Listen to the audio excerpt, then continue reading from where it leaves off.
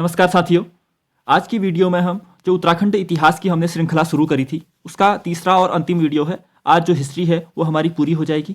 हमने आदि ऐतिहासिक काल से प्राचीन उत्तराखंड, फिर उसे मध्यकालीन उत्तराखंड जिसमें चंद और परमार वंशों को पढ़ा, फिर आज हम जो आधुनिक उत्तराखंड है उससे संबंधित जो सभी बातें हैं मैंने आज के नोट्स में शामिल करी हैं। बहुत ही अच्छे नोट्स हैं, इनसे आपका क्विक रिवीजन होगा और यहाँ से आप अगर याद करने का प्रयास करेंगे तो लंबे टाइम तक वो आपको याद रहेगा और बेहतर तरीके से आप फिर एग्जाम में अपना परफॉर्मेंस दे सकते हैं। तो आज वही शुरू करते हैं उत्तराखंड में जो आधुनिक उत्तराखंड है उसके नोट्स। तो आज के नोट्स बहुत अच्छे हैं, ध्यानपूर्वक सुने, पूरी वीडियो देखें और अगर वीडियो और नोट्स और मेरी मेहनत अगर आपको पसंद आती है तो कृपया लाइक तो ज़रूर से करें, फिर और अपना फीडबैक भी कमेंट्स में ज़रूर दें। वही मेरा मनोबल बढ़ाने का एकमात्र आपके पास जो आप मुझे दे सकते हैं वो वही है, या तो लाइक या कमेंट्स। ठीक है, तो चलिए शुरू करते हैं। सबसे पहले हम उत्तराखंड का जो आधुनिक इतिहास है वहीं से प्रारंभ करेंगे। उत्तराखंड के आधुनिक इतिहास में हमने पढ़ा चंद और पंवार वंश। चंद वंश को जब समाप्त हुआ तो फिर गोरखाओं का यहाँ शासन आता है। अब गोरखा शासन की बात की जाए तो गोरखा शासन कुमाऊं में कब आया और गढ़वाल में कब आया। सबसे पहले हम पढ़ते हैं गोरखा शासन को कुमाऊं में। गोरखा शासन सबसे पहले जब 1790 में जो चंद वंश का अंतिम राजा पड़ा हमने महेंद्र चंद, उसका और गोरखाओं के बीच युद्ध हुआ। कहाँ? हवालबाग में हुआ था। कब? 1790 में।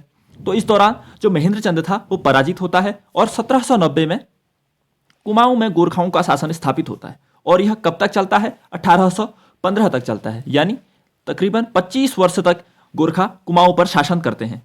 1790 से 1815 तक। ठीक है, याद हुआ। अब कुमाऊं में जो प्रथम सूबेदार था गोरखाओं का वो कौन था? वो था जोगा मल्ल शाह। ये कई एग्जामों में रिपीटेड क्वेश्चन है, इसलिए ध्यान रखें। कुमाऊं में गोरखाओं का प्रथम सूबेदार है जोगा मल्ला शाह। ठीक है, और गोरखाओं द्वारा ब्राह्मणों पर एक कर लगाया जाता था जिसे कुशही कर कहा जाता है। ध्यान रखना, गोरखाओं द्वारा ब्राह्मणों पर जो कर लगाया जाता था उसे कुशही कर कहते हैं। और कुमाऊं का जो पहला भूमि बंदोबस्त है वो किसने कराया? तो वो जोगा मल्ला शाह ने कराया।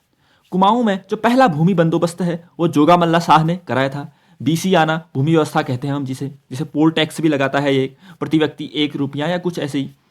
तो कुमाऊं का जो पहला भूमि बंदोबस्त है वो जोगा मल्ला शाह ने। ये 4 ही बातें हैं जो आपको यहाँ से याद करनी थी। एग्जाम में क्वेश्चन इन्हीं से बनेंगे, अन्य जो अतिरिक्त दे रखे हैं उससे ना तो आप याद कर पाएंगे ना समझ पाएंगे और सब कंफ्यूजन बना रहेगा। इसलिए शॉर्ट्स में सभी यहीं से आप रिवाइज करिए। देखिए, अब हम गोरखा शासन कुमाऊं में रिवाइज करने का प्रयास करें तो गोरखाओं का शासन कब? 1790 से 1815 तक, 25 वर्ष तक। हवालबाग के युद्ध में महेंद्र चंद को हराया तब ये स्थापित हुआ। प्रथम सूबेदार जोगा मल्ला शाह, ब्राह्मणों पर कुशही कर। कुमाऊं का पहला भूमि बंदोबस्त जोगा मल्ला शाह ने कराया जो प्रथम सूबेदार था। ठीक है, अब हम देखते हैं गोरखा शासन गढ़वाल में। गोरखा शासन गढ़वाल की बात की जाए तो सबसे पहले जब 1790 में गोरखाओं ने कुमाऊं पर विजय प्राप्त करी, उसी के 1 वर्ष पश्चात यानी 1791 में इन्होंने गढ़वाल के लंगूरगढ़ पर भी आक्रमण किया, किंतु वहां ये असफल रहे। गढ़वाल को भी जीतने का प्रयास तो किया लेकिन वहां असफल रहे। फिर 1803 में, फरवरी 1803 में जब गढ़वाल में एक भीषण बाढ़ आई थी, उसके पश्चात इन्होंने वहां आपदाग्रस्त गढ़वाल पर आक्रमण किया। गोरखाओं ने, कौन कौन थे? अमर सिंह थापा और हस्तीदल चौधरी।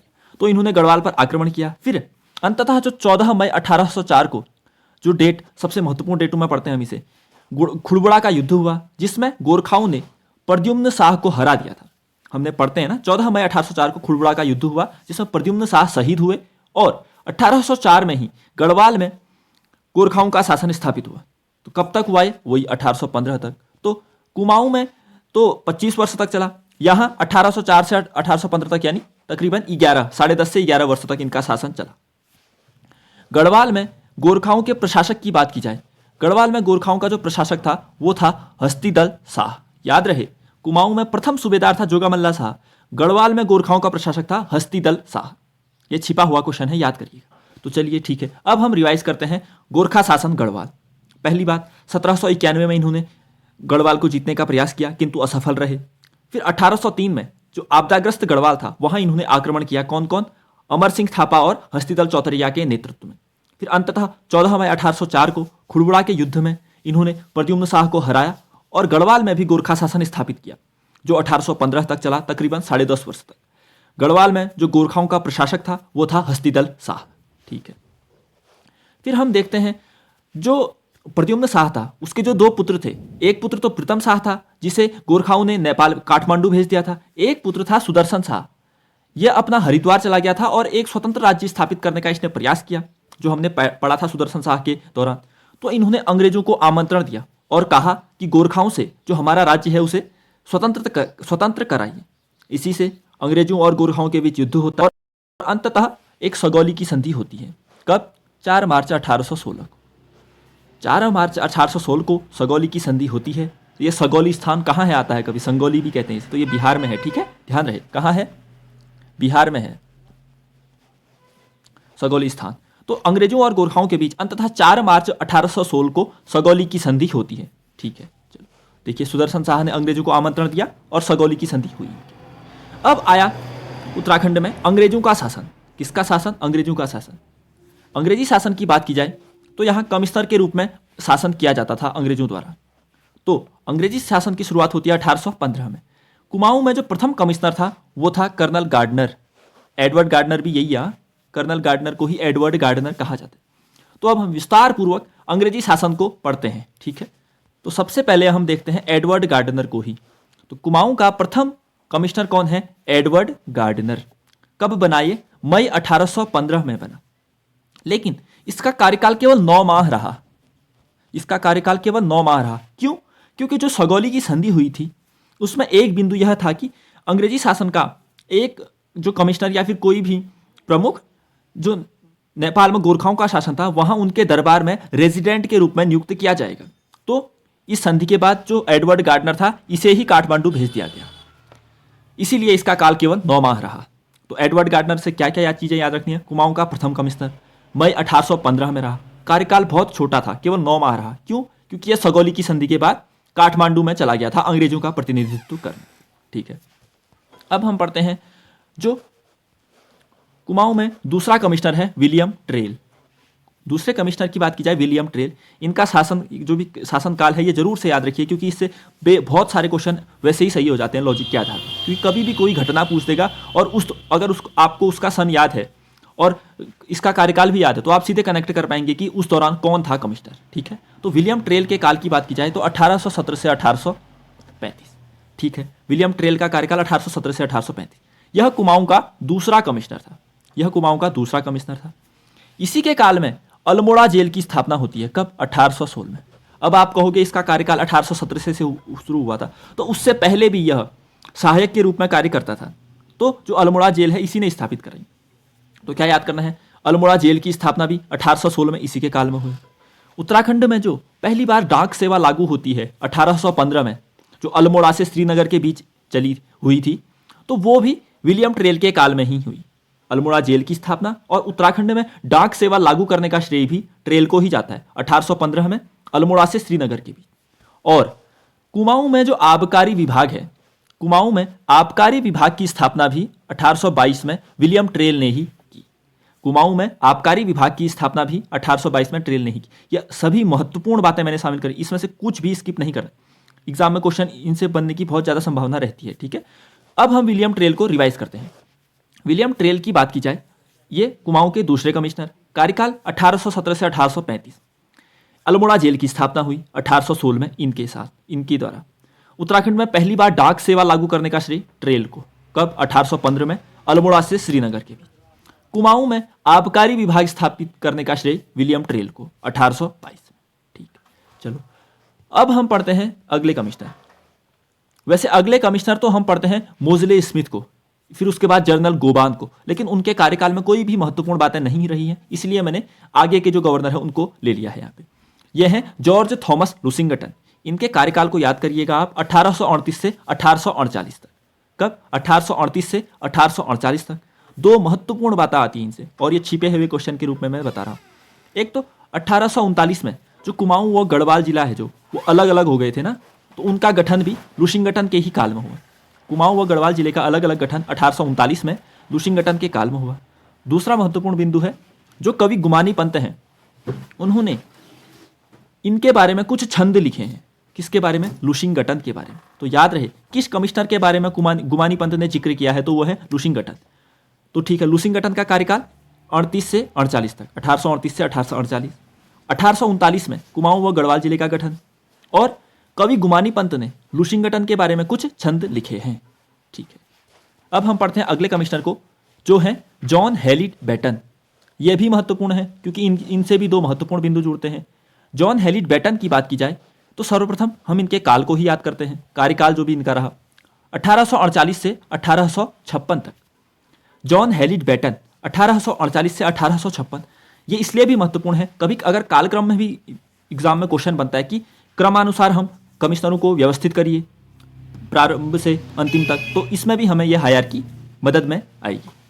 जॉन हेलिड बैटन की बात की जाए तो कुमाऊं में जो इनका काल था, इसको ब्रिटिश शासन का स्वर्ण युग कहा जाता है। तो ब्रिटिश शासन का जो स्वर्ण युग था किस कमिश्नर के काल में था? जॉन हेलिड बैटन के कार्यकाल। पहला बिंदु तो ये है। अभी तक जो कमिश्नरी ऑफिस था वो अल्मोड़ा था, उसे अल्मोड़ा से नैनीताल स्थानांतरित किया गया। तो किसके कार्यकाल में? जॉन हेलिड बैटन के कार्यकाल में। कब? 1855 में। तो दो बिंदु हमने याद किए, जॉन हेलिड बैटन 1848 से 1856। कुमाऊं में ब्रिटिश शासन का स्वर्ण युग था इनके काल में, और जो मुख्यालय था, कमिश्नरी ऑफिस था, उसे अल्मोड़ा से नैनीताल स्थानांतरित किया गया। कब? 1855 में, जॉन हेलिड बैटन के कार्यकाल में। अब अंतिम जो सबसे महत्वपूर्ण कमिश्नर हैं उनके बारे में पढ़ें तो वो हैं सर हेनरी रैमजे। जो सबसे महत्वपूर्ण और सबसे महान या फिर जो सबसे चर्चित या सबसे प्रसिद्ध कमिश्नर हैं वो है सर हेनरी रैमजे। इनका कार्यकाल है 1856 से 1844। सर्वाधिक कार्यकाल भी इनका ही रहा, तकरीबन 28 वर्ष तक ये कमिश्नर रहे। 1856 से 1884 तक इन्हें कुमाऊं का बेताज बादशाह, रामजी साहब, कई नाम हैं इनके, तो कुमाऊं का बेताज बादशाह कहा जाता है। इन्हीं के कार्यकाल में जो हम विकेट बंदोबस्त पढ़ते हैं, 9वां बंदोबस्त था जो हम पढ़ते हैं कि पहला वैज्ञानिक तरीके से किया गया भूमि बंदोबस्त था, तो वह इन्हीं के कार्यकाल में हुआ। कब? 1863 से 1873 तक। तो विकेट बंदोबस्त जो 1863 से 1873 के बीच हुआ वो भी इन्हीं के काल में हुआ। और इतना रिपीटेड क्वेश्चन ये है, देखिए 1857 का जो सैन्य विद्रोह हुआ था, जिसे हम प्रथम स्वतंत्रता संग्राम कहते हैं, तो कई बार पूछा जाता है कि इस दौरान कमिश्नर कौन था? तो रैमजे था, याद रहे। सबसे अधिक पूछा जाने वाले क्वेश्चन में आप इसे शामिल कर सकते हैं। तो 1857 का जो सैन्य विद्रोह हुआ था उस दौरान कुमाऊं का कमिश्नर कौन था? रैमजे था। और जो अन्य महत्वपूर्ण बिंदु है वो है तराई इंप्रूवमेंट फंड। तो रैमजे ने अपने कार्यकाल में नहरों के निर्माण के लिए तराई इंप्रूवमेंट फंड की स्थापना करी। कब? 1883 में। तो तराई इंप्रूवमेंट फंड की स्थापना 1883 में सर हेनरी रैमजे ने की। ठीक है, अब रैमजे को हम रिवाइज करते हैं। सर हेनरी रैमजे 1856 से 1884, कुमाऊं का बेताज बादशाह। विकेट बंदोबस्त जो 9वां बंदोबस्त था वैज्ञानिक तरीके से, इन्हीं के कार्यकाल में हुआ।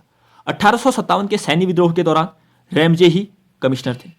रैमजे ने 1883 में नहरों के निर्माण के लिए तराई इंप्रूवमेंट फंड की स्थापना की। चलो, याद हुआ इतना? ठीक है।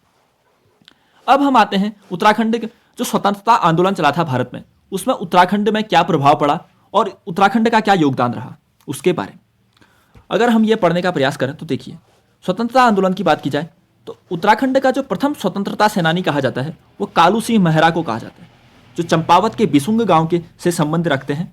कालू सिंह मेहरा ये उत्तराखंड के प्रथम स्वतंत्रता संग्राम सेनानी कहे जाते हैं। इन्होंने एक गुप्त संगठन जिसे क्रांतिवीर कहा जाता है उसकी स्थापना की थी।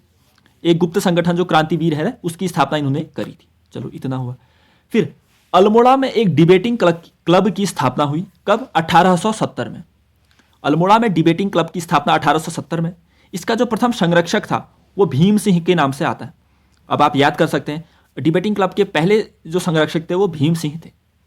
फिर 1871 में जो बुद्धि बल्लभ पंत हैं उनके संपादकत्व में अल्मोड़ा अखबार की शुरुआत होती है। जो बुद्धि बल्लभ पंत हैं उनके संपादकत्व में 1871 में अल्मोड़ा अखबार की शुरुआत होती है। फिर 1903 में एक हैप्पी क्लब की स्थापना होती है अल्मोड़ा में। 1903 में अल्मोड़ा में हैप्पी क्लब की स्थापना होती है जो गोविंद बल्लभ पंत जी ने शुरू किया था। तो हैप्पी क्लब भी हमने देखा। फिर एक आता है अल्मोड़ा कांग्रेस। देखिए, कांग्रेस की 3 शाखाएं, 3 चीजें कांग्रेस से जुड़ती हैं यहाँ। एक तो अल्मोड़ा कांग्रेस, एक गढ़वाल कांग्रेस और एक कुमाऊं परिषद जो जिसका विलय अंततः कांग्रेस में हो जाता है। तीनों को कन्फ्यूजन पैदा नहीं करना है, अलग अलग याद करना है। अल्मोड़ा कांग्रेस की स्थापना 1912 में, कुमाऊं परिषद की स्थापना 1916 में, गढ़वाल कांग्रेस की स्थापना 1918 में। फिर 1926 में कुमाऊं परिषद जो भारतीय राष्ट्रीय कांग्रेस है उसमें विलयित हो जाता है। तो सबसे पहले हम याद करते हैं अल्मोड़ा कांग्रेस को 1912 में। चलो रिवाइज करें तो प्रथम स्वतंत्रता संग्राम सेनानी कालू मेहरा, डिबेटिंग क्लब अल्मोड़ा में 1870, भीम सिंह इसके संरक्षक थे। अल्मोड़ा अखबार 1871 से बुद्धि बल्लभ पंत संपादक। हैप्पी क्लब 1903 में गोविंद बल्लभ पंत जी ने। अल्मोड़ा कांग्रेस की स्थापना 1912 में। अब हम पढ़ते हैं होम रूल लीग के बारे में। होम रूल लीग की बात की जाए तो होम रूल लीग उत्तराखंड में कब स्थापित हुआ? 1914 में। वैसे राष्ट्रीय स्तर पर होम लीग की बात की जाए तो यह तो 1916 में हुआ था, जिसकी दो शाखाएं हैं, पढ़ते हैं हम, एक तिलक की और एक एनी बेसेंट की। लेकिन उत्तराखंड में होम रूल लीग 1914 में प्रारंभ होता है। इससे आपको 4 नाम याद रखने हैं। एक तो विक्टर मोहन जोशी, किस किस का योगदान रहा इसे बनाने में? बद्रीनाथ पांडे, चिरंजी लाल और हेमचंद्र। ये 4 नाम उत्तराखंड में होम रूल लीग को स्थापित करने से जोड़े जाते हैं। उत्तराखंड में होम रूल लीग 1914 में 4 नाम विक्टर मोहन जोशी, बद्रीनाथ पांडे, चिरंजी लाल और हेमचंद्र। ठीक है। अब हम देखते हैं कुमाऊं परिषद। महत्वपूर्ण है ये, इससे कई सारे क्वेश्चन बनते हैं। पहली बात, इसकी स्थापना हुई थी 1916 में अल्मोड़ा में। स्थापना 1916 में अल्मोड़ा में, और 1926 में इसका विलय भारतीय राष्ट्रीय कांग्रेस में कर दिया गया। तो कुमाऊं परिषद से पहले तो 2 बिंदु याद रखिए, स्थापना 1916 में और 1926 में इसका विलय भारतीय राष्ट्रीय कांग्रेस। अब इससे जुड़ी हुई कुछ महत्वपूर्ण बैठकें हैं। 6 बैठकें हैं और 6 के 6 की कहाँ हुई, सन तो उतना महत्वपूर्ण नहीं है, कहाँ हुई और कौन इसके अध्यक्ष थे, ये अति महत्वपूर्ण में हम शामिल करेंगे। तो ये सभी यहीं पर हम याद करने का प्रयास करेंगे। इनकी सभी बैठकों को हम देखें तो जो प्रथम बैठक है, प्रथम बैठक हुई थी अल्मोड़ा में। सबसे पहले इनका स्थान याद करिए, अध्यक्ष बाद में याद करेंगे। पहली हुई थी अल्मोड़ा में, दूसरी हुई थी हल्द्वानी में, तीसरी हुई थी कोटद्वार में, चौथी काशीपुर में, 5वीं टनकपुर में और अंतिम जो छठी थी वो रानीखेत में हुई थी। तो देखिए, याद करने का प्रयास करिए। पहली अल्मोड़ा में, फिर हल्द्वानी में, फिर कोटद्वार में, फिर काशीपुर में, फिर टनकपुर में, फिर रानीखेत में। अंतिम बार रिवाइज करते हैं, अल्मोड़ा में, हल्द्वानी में, कोटद्वार में, फिर उसके बाद काशीपुर में, फिर टनकपुर में, फिर रानीखेत में। आप भी स्वयं इसे याद करने का प्रयास करें। अब इनके अध्यक्ष की बात की जाए तो अध्यक्ष से भी कभी कभार क्वेश्चन पूछ लिए जाते हैं, तो आप याद कर सकते हैं, तो करिए इसे भी। पहले सत्र के जो अध्यक्ष थे प्रथम बैठक के, वो थे जयदत्त जोशी, दूसरे के तारादत्त गैरोला, तीसरे के बद्रीदत्त जोशी, चौथे के हरगोविंद पंत, 5वें में बद्रीदत्त पांडे और छठा जो अंतिम सेशन इसका हुआ था उसके मुकुंदी लाल जी थे। तो याद करें अध्यक्ष, एक साइड को आप इसके स्थान याद करिए कहाँ कहाँ हुए, और एक साइड को अध्यक्ष याद करिए। साथ में याद करोगे तो कन्फ्यूजन उत्पन्न हो सकता है। ठीक है, तो क्रम से हम देखें तो सर्वप्रथम जयदत्त जोशी, फिर तारादत्त गैरोला, फिर बद्रीदत्त जोशी, फिर हरगोविंद पंत, फिर बद्रीदत्त पांडे और अंतिम थे मुकुंदी लाल। अंतिम बार रिवाइज करें तो जयदत्त जोशी, तारादत्त गैरोला, बद्रीदत्त जोशी, हरगोविंद पंत, बद्रीदत्त पांडे और मुकुंदी लाल। ठीक है, आप अब इसे अपने स्तर पर याद करने का प्रयास करें। अब हम देखते हैं गढ़वाल कांग्रेस, जिसे मैंने बताया इसकी स्थापना हुई थी 1918 में। गढ़वाल कांग्रेस की स्थापना 1918 में हुई थी और इसमें 2 महत्वपूर्ण नेताओं ने अपना योगदान दिया था। एक तो थे मुकुंदी लाल जी और एक थे अनुसुईया प्रसाद बहुगुणा। तो गढ़वाल कांग्रेस की स्थापना 1918 में हुई, मुकुंदी लाल जी और अनुसुईया प्रसाद बहुगुणा के सहयोग से। ठीक है, अब हम पढ़ते हैं कुली बेगार आंदोलन। एक कुली बेगार आंदोलन पढ़ते हैं जो जबरन श्रम या फिर विष्टि की प्रथाएं चली आ रही थी उसको समाप्त करने के लिए। तो इसका समापन होता है 13-14 जनवरी 1921 में सरयू नदी के तट पर, जो बागेश्वर है, उत्तरायणी के अवसर पर यह किया गया था। तो 13-14 जनवरी 1921 में सरयू नदी के तट पर बागेश्वर में कुली बेगार आंदोलन को समाप्त किया गया। ठीक है, कुली बेगार आंदोलन से आपको एक तो इसकी डेट और जगह याद रखनी है। अब हम देखते हैं महात्मा गांधी। तो महात्मा गांधी ने उत्तराखंड की यात्रा कब कब करी वो आपको डेट जरूर से याद रखनी है। तो महात्मा गांधी जी कुमाऊं की भी यात्रा की उन्होंने और गढ़वाल की भी यात्रा की। कुमाऊं यात्रा की बात की जाए तो कुमाऊं की यात्रा की उन्होंने 14 जून से 2 जुलाई 1929 तक। कुमाऊं की यात्रा 14 जून से 2 जुलाई 1929 तक और गढ़वाल की यात्रा 16 अक्टूबर से 24 अक्टूबर 1929 तक। तो 2 आपको ये डेट याद रखनी है। महात्मा गांधी जी कुमाऊं यात्रा 14 जून से 2 जुलाई 1929, गढ़वाल यात्रा 16 से 24 अक्टूबर 1929। ठीक है, अब हम नमक सत्याग्रह के बारे में जानते हैं और उत्तराखंड से कौन कौन उसमें शामिल थे वो देखने का प्रयास करते हैं। नमक सत्याग्रह, जिसे दांडी मार्च भी कहा जाता है, जिसे सविनय अवज्ञा आंदोलन भी कहा जाता है, जो 12 मार्च से 5 अप्रैल तक वो वहां पहुंचे और 1930 में, और 6 अप्रैल को गांधी जी ने नमक बनाया था। दांडी में। तो अब हम देखते हैं नमक सत्याग्रह में उत्तराखंड के योगदान की बात की जाए तो सर्वप्रथम इसमें 78 सत्याग्रहियों ने भाग लिया था, जिसमें से उत्तराखंड से 3 सत्याग्रही शामिल थे। अब इन तीनों के नाम आपको याद होने चाहिए। एक है ज्योतिराम कांडपाल, एक है वीर खड्ग बहादुर और एक है भैरव दत्त जोशी। तो याद रखें, नमक सत्याग्रह में उत्तराखंड से 3 लोग शामिल थे। याद करें, ज्योतिराम कांडपाल, वीर खड्ग बहादुर और भैरव दत्त जोशी। ज्योतिराम कांडपाल, वीर खड्ग बहादुर और भैरव दत्त जोशी। ब्रिटिश गढ़वाल में जो प्रथम राजनीतिक सम्मेलन हुआ था वो कहाँ हुआ था? फिर दुगड्डा में हुआ था, पौड़ी के दुगड्डा में 1930 में। इतना ही याद करना है। तो ब्रिटिश गढ़वाल में जो प्रथम राजनीतिक सम्मेलन हुआ था वो पौड़ी के दुगड्डा में हुआ था, 1930 में हुआ था। अब ऐसे ही कुछ छोटे छोटे बिंदु हम देखते हैं। एक है पेशावर कांड। पेशावर कांड की बात की जाए तो यह हुआ था 23 अप्रैल 1930 को। 23 अप्रैल 1930 को। कौन थे नेतृत्वकर्ता? वीर चंद्र सिंह गढ़वाली। वीर चंद्र सिंह गढ़वाली। ये कौन सी राइफल्स से थे? ये 2/18 गढ़वाल राइफल्स से। ये राइफल का नाम जरूर याद रखें, 2/18 गढ़वाल राइफल्स, जिसमें 72 सिपाही थे, उनमें ये शामिल थे। इसीलिए 23 अप्रैल को गढ़वाल दिवस मनाया जाता है। किसने कहा यह गढ़वाल दिवस मनाते हैं? मोतीलाल नेहरू ने। तो याद रखें, पेशावर कांड 23 अप्रैल 1930 को, वीर चंद्र सिंह गढ़वाली के नेतृत्व में। 2/18 गढ़वाल राइफल्स के 72 सिपाही इसमें शामिल थे। 23 अप्रैल को गढ़वाल दिवस मनाने की घोषणा करी मोतीलाल नेहरू ने। अब हम देखते हैं गांधी आश्रम के बारे में। गांधी आश्रम। गांधी आश्रम की बात की जाए तो इसकी स्थापना हुई थी 1937 में। कहाँ? चनौदा अल्मोड़ा में। किसने? शांतिलाल त्रिवेदी ने। और इसे बंद या इस पर ताला कब लगाया गया? तो 2 सितंबर 1942। ये डेट आपको जरूर याद रखनी है, कभी भी छुपे हुए क्वेश्चन के तौर। तो गांधी आश्रम से संबंधित जो भी बिंदु हैं उनकी बात की जाए तो इसकी स्थापना 1937 में हुई थी। कहाँ? चनौदा अल्मोड़ा में हुई थी। किसने की थी? शांतिलाल त्रिवेदी ने की थी। और यह बंद कब हुआ, इस पर ताला कब लगा? 2 सितंबर 1942। तो रिवाइज करते हैं, गांधी आश्रम 1937 में, चनौदा अल्मोड़ा में, शांतिलाल त्रिवेदी ने।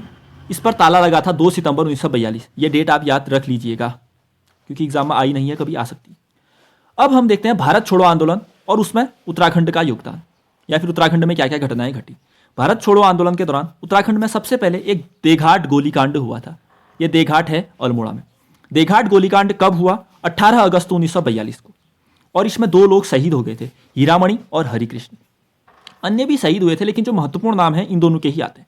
तो देघाट गोलीकांड 18 अगस्त 1942 में हीरामणि और हरिकृष्ण शहीद हो गए थे। इसके बाद आती है सालम की क्रांति। यह भी अल्मोड़ा में है। यह घटित हुई थी 25 अगस्त 1942 को। 25 अगस्त 1942 को। और सालम का शेर कहा जाता है राम सिंह आजाद को। तो सालम क्रांति से 2 बिंदु याद रखने हैं। सालम क्रांति 25 अगस्त 1942 को और सालम का शेर राम सिंह आजाद को। ठीक है। अब हम देखते हैं सल्ट की क्रांति। सल्ट की क्रांति की बात की जाए तो अति महत्वपूर्ण है ये। पहली बात कब घटित हुई है? 5 सितंबर 1942 को। 5 सितंबर 1942 को। इसमें 2 सगे भाई जो गंगाराम और खीमादेव हम कहते हैं वो शहीद हो गए थे। गंगाराम और खीमादेव शहीद हो गए थे। इसे कुमाऊं का बारदोली कहा गांधी जी ने। इसकी भूमिका को देखते हुए गांधी जी ने इसे कुमाऊं का बारदोली कहा। और सल्ट या खुमार क्षेत्र में प्रतिवर्ष 5 सितंबर को शहीद दिवस मनाया जाता है। तो सल्ट क्रांति की बात की जाए तो 5 सितंबर 1942 को गंगाराम और खीमादेव शहीद हुए थे। गांधी जी ने इसे कुमाऊं का बारदोली कहा। और 5 सितंबर को प्रतिवर्ष सल्ट या जो खुमार क्षेत्र है वहां शहीद दिवस मनाया जाता है।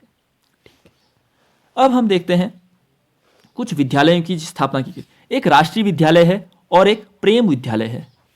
राष्ट्रीय विद्यालय की स्थापना तो हुई थी सिलांगी में, जो चमोली में पड़ता है। किसने की? सदानंद कुकरेती ने की। और प्रेम विद्यालय की स्थापना हुई थी ताड़ीखेत में। किसने की थी? देवकी नंदन पांडे और भगीरथ पांडे ने। तो याद रखें, एक है राष्ट्रीय विद्यालय सिलांगी में सदानंद कुकरेती ने, एक है प्रेम विद्यालय ताड़ीखेत में देवकी नंदन पांडे और भगीरथ पांडे ने। ठीक है। अब हम देखते हैं महिलाओं से संबंधित कुछ बातें।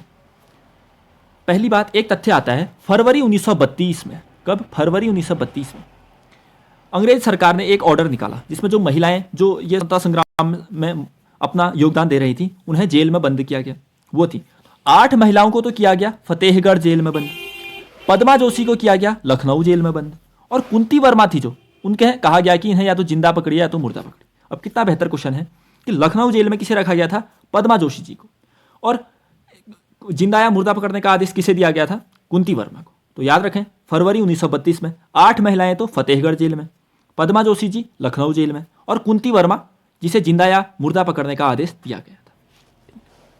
अब इसी दौरान स्वतंत्रता संग्राम जो हुआ था 1942 का, उस दौरान जो देश सेवक संगठन है जिससे मालती देवी संबद्ध हैं, उन्होंने अन्य महिलाओं के साथ मिलकर जो रेल सेवा थी उसको क्षति पहुंचाई थी, इसी विरोध के प्रतीक के रूप में। तो ठीक है, हमें केवल इतना याद रखना है, देश सेवक संगठन से कौन संबद्ध है?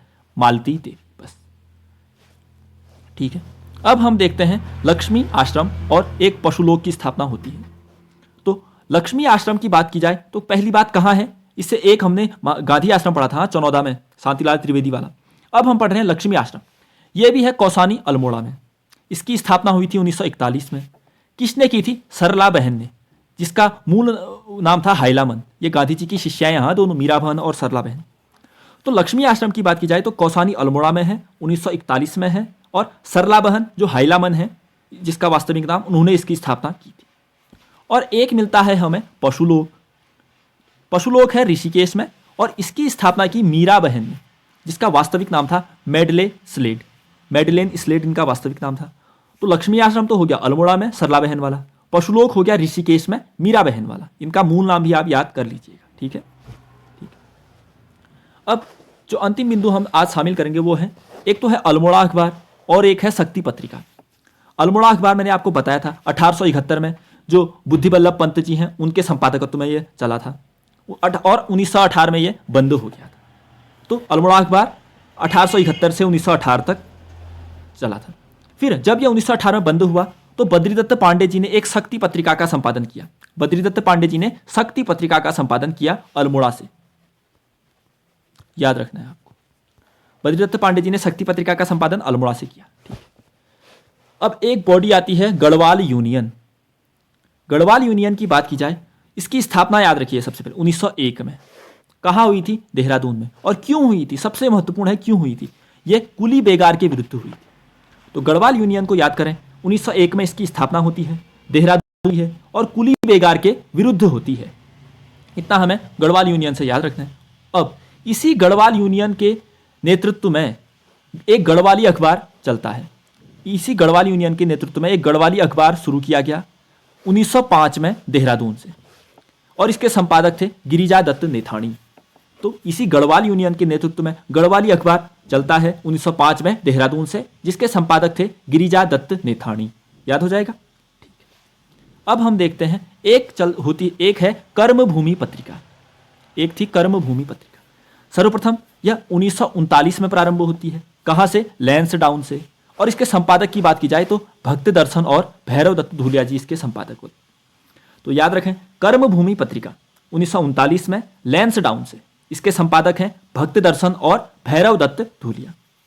तो आज की जो क्लास थी यहीं पर तक रखते हैं, क्योंकि आज समय का अभाव है। बाकी जो भी अन्य क्लासेस हैं हम कल से फिर से प्रारंभ करेंगे। नोट्स कैसे लगे, आपको रिवाइज हो रहा है, याद हो रहा है या नहीं, प्लीज़ ये अपना फीडबैक जरूर दें। और लाइक करने में आपका कुछ नहीं जाता, प्लीज़ लाइक तो ज़रूर से कर दें इसे। तो ठीक है, मिलते हैं अगली वीडियो में। आज के लिए इतना ही रखते हैं, मिलते हैं अगली वीडियो में। तब तक के लिए धन्यवाद, नमस्कार।